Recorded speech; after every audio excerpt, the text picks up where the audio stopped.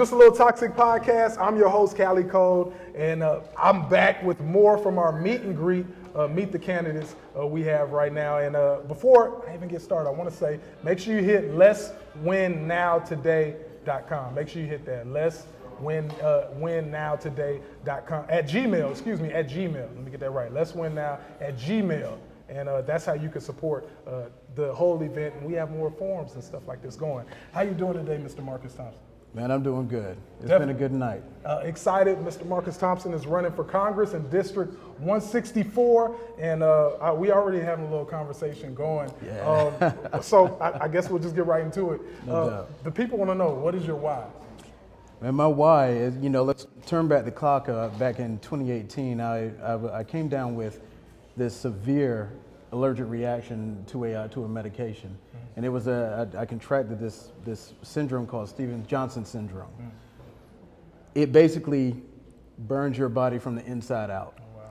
And so while I was sitting in the hospital in intensive care, trying to recover, it just hit me that if I didn't have insurance, this would break me. And when I finally was able to come out and get, heal up and recover, the 2020 race popped up. Of course, I was already motivated because of what had happened in 2016 with Donald Trump being elected. And then I learned that Georgia, in the last 10 years, has closed 8 hospitals. Oh. 8. Oh. We are number 6 in the nation for hospital closures in the last 10 years. It's insane. And so when I noticed that, and when I learned that the poverty rate in Savannah was high and steady, I felt like I had to do something. Mm-hmm. And that's why I dedicated myself to getting Georgians better health care.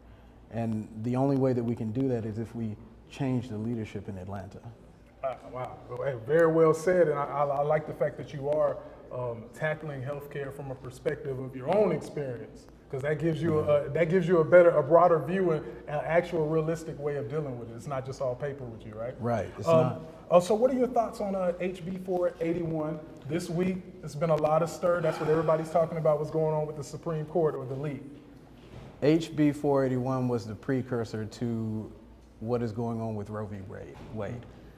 I feel like it was a litmus test, like a dry run almost. The heartbeat, and what HB 481 is the heartbeat bill. Essentially, if you cannot terminate a pregnancy after 6 weeks, okay? If you put that into terms that people really understand, a woman really only knows she's late. She'll only know she's late maybe 1 or 2 weeks, right up until the actual limit of that 6-week period. So by the time she even knows, it's too late. Wow. And so the HB 481 was a bill that we need to repeal. The only way that we can do that is if we flip enough seats in the House, in the lower house, and take that bill to Governor Stacey Abrams in 2023. I see you saying he said to Governor Stacey. I see it. I heard that. Shout out to Stacey. And so, that's what that was. It was really a litmus test to see how the state was going to react. And now you have the leaked information from Roe v. Wade, the decision on Roe v. Wade. And it's another power grab, to be quite honest, to take away people's choice from the party of not, they say they don't want to control. Right. But they're taking away people's choice on a it's on a national scale, but they started on a state level. And that was with HB 481. Wow. So, we're talking about it. We're kind of talking about a national issue and a state issue.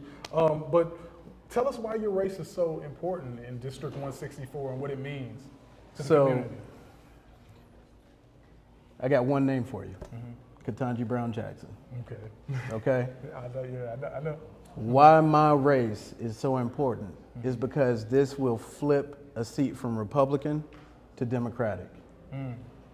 The only way we have Justice Ketanji Brown Jackson is if we flip a seat for Raphael Warnock and John Ossoff.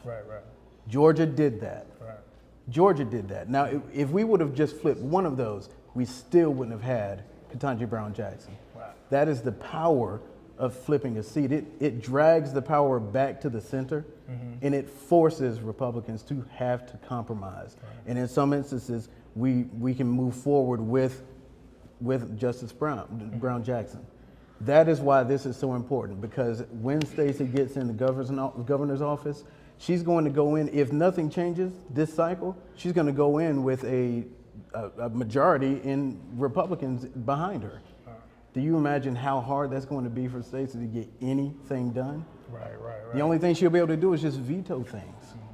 But if we can flip seats and bring the power back to the center, they must compromise. And that's why my race is so important. Wow. Now, you know, many people on a local level don't even think of something like a local race affecting what Supreme Court justice we get seated. So that's very important, good information to give to the people. But with your race, do you have a plan to win? You know what you're facing? You know what you're up against? So I know y'all know about the reapportionment or redistricting recently. Yeah, it's been bad. It's been really bad. Georgia, it's been bad. They made a mistake though. They only fortified District 164 by 2 to 4 points. In 2020, I barely lost by 2 percentage points. Okay. So I have to make up 4 to 6 points. How do I do that?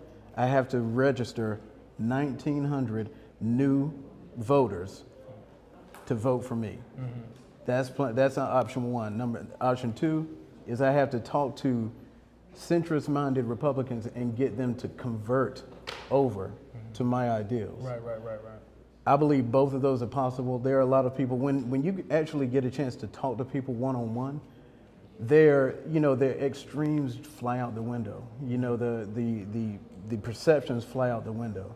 And then you're having a conversation just human to human. Right. And when that happens, people actually like you. Right, you know what I mean? Right. And then they'll end up voting for you. And so that's my plan.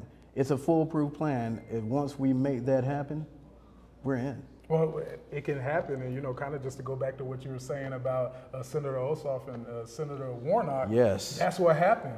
People got to work in Georgia and were knocking on doors. So exactly. That plan, that I was one of those plan. people. Oh, well, knocking on doors. So you already know. Yes, he has a plan. The man has a format. Before you go, Mr. Thompson, I want to ask you what you're doing in the community right now and how people can get a hold of you and get in contact with you in your campaign. So I'm a member of Alpha Phi Alpha Fraternity Incorporated, and we call this the School for the Better Making of Men. Through that, I'm a member of a number of programs, community-based programs, Men of Distinction, which is a mentorship program for young boys, and I'm the political chair for our chapter's fraternity as well.